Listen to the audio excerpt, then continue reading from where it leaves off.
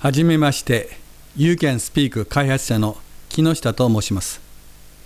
これから YouCanSpeak について、その特徴のお話をしたいと思いますけれども、この説明自体が皆様にとって英語の Hearing の練習になるように、これから私はすべての説明を英語でしたいと思います。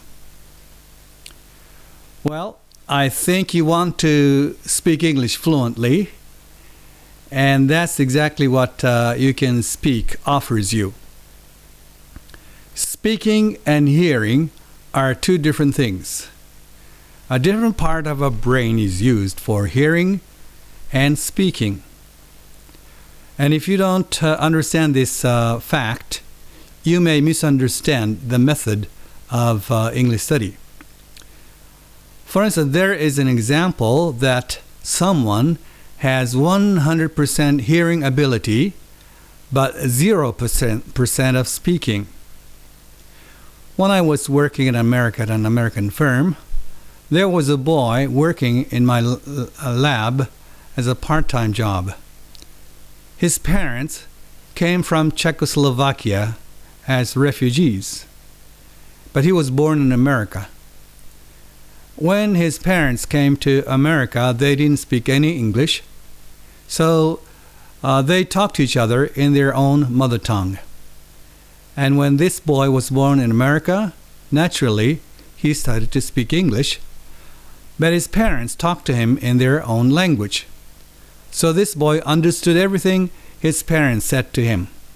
So one day, I asked him, "How do you say, 'How are you?' in Czech?" And he said, "Well, I don't know. If I hear it, I understand, but I cannot say that." I was greatly shocked because he understood everything what his parents said, but he couldn't say even one word in his parents' language. This means that it is possible that we can have 100% hearing ability but 0% speaking ability. Because as I told you, a different part of our brain is used for hearing and speaking. So if you want to improve your speaking ability, you have to train the speaking part of the brain. And there is another misunderstanding that many people think that the best way to learn English is to live in an English-speaking country like America. But it is not necessarily so. It applies only to children under the age of 9. If you are very young, then if you live in America, you learn English naturally, unconsciously, without any effort. But if you're older, you struggle a lot because our brain works differently, functions differently according to our age. I have divided the lifespan of our life into 3 parts. The first part is ages between 0 and 9. If you are 9 years old or younger, and if you are put in the right situation, for instance, if you want to learn English, if you are put in an English-speaking environment, you learn English naturally, unconsciously, without making any effort, and it is very easy to learn the language. But you can also forget the language if you are put into a different situation. For instance, if a Japanese child goes to America with his parents when he's very young, maybe 2 or 3 years old, in a few months, he would pick up English in a few months, and he becomes fluent in English. And he may go to an elementary school, and he doesn't have any problem with his English. But before he reaches the age of 9, his parents may return to Japan, for instance, and he returns to Japan also and enters a Japanese school. And within a few months, he forgets English completely. So, during the age of 0 and 9, you can learn a language naturally, unconsciously, but you can forget it quite quickly also. The second time period is the age between 10 and 12. The language you have in your brain during this time becomes your mother tongue. If you speak Japanese during the age of 10 and 12, the Japanese language will be your mother tongue. And if you have English in your brain, then English will be your mother tongue. But if you have both Japanese and English at this time, you'll be completely bilingual. And if you know more languages, you'll be multilingual. But after the age of 13, just to live an English-speaking environment is not enough to learn how to speak English. You need to learn English consciously. So if you misunderstand this part, you may not be able to speak English however long you study English.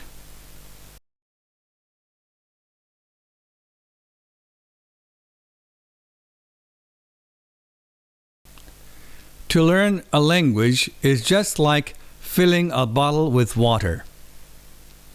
What is the quickest way to fill this bottle with water? Well, I think the easiest way is to dip it into a bathtub. The bathtub full of water. If you dip it into a bathtub, this bottle will also be filled with water very quickly. So that may be the quickest way. But what happens if this bottle is covered like this? There's a cover on it. What happens? If you dip it into a bathtub, what happens? It'll be empty. No water gets into the bottle. If you leave it in a bathtub for one full day, it is still empty. A week later, it is still empty. A month later or a year later, it is still empty. 5 years later, 10 years later, it is still empty if it is covered like this. And some people think that to learn English, the easiest way and the quickest way is to live in an English-speaking country, but nothing happens to them because their brain is just like this. It is covered.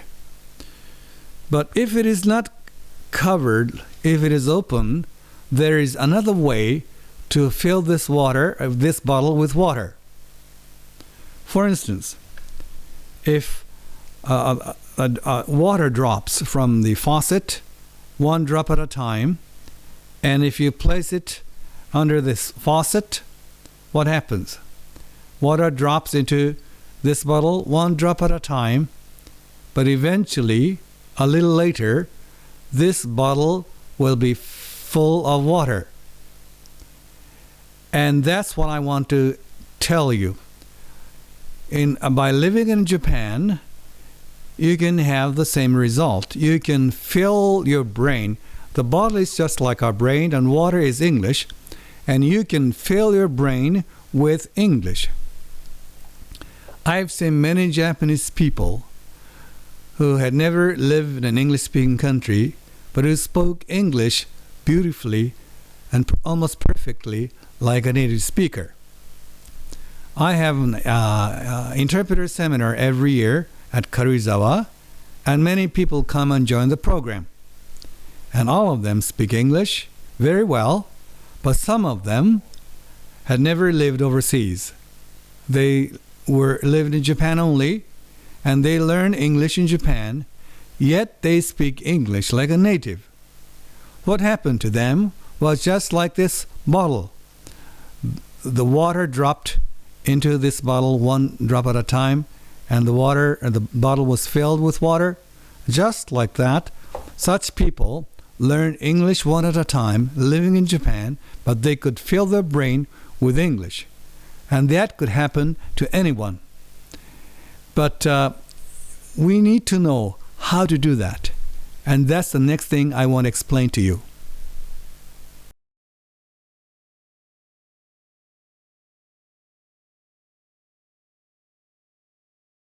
When we learn English, we study with very simple English sentences, very short sentences, and then gradually go to a longer and more complicated and difficult sentences. And that's how we learn English at school. But what should we do to become fluent in English?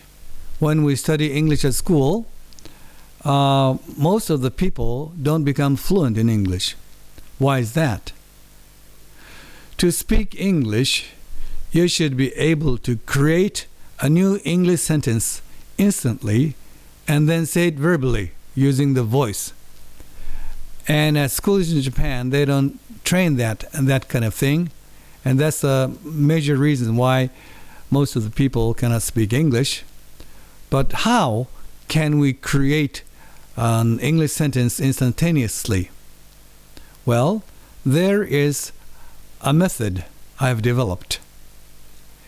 Any English sentence has basic three elements: noun, verb, and adverb. If a sentence is very short, it has a noun, verb, and adverb. Sometimes there is no adverb, but if their sentence is very long, still they have nouns and verbs and adverbs. Only three basic elements. And the method I have developed is this. For instance, there is a very simple English sentence like this: My grandfather built the house. My grandfather built the house. This is a very short and simple sentence. The meaning is, 私の祖父がその家を建てました. You could learn it in 1 minute. And if you practice 10 times, 50 times, you should be able to say it smoothly. That's step one. And the second step is this: the house my grandfather built. The house my grandfather built. And this is not a difficult expression. The meaning is, 祖父が建てた家. The house my grandfather built. But what is this expression? Okay, this expression, the house my grandfather built, is a nominalization of my grandfather built the house. Nominalization in Japanese means 名詞化. So it can be treated as a noun.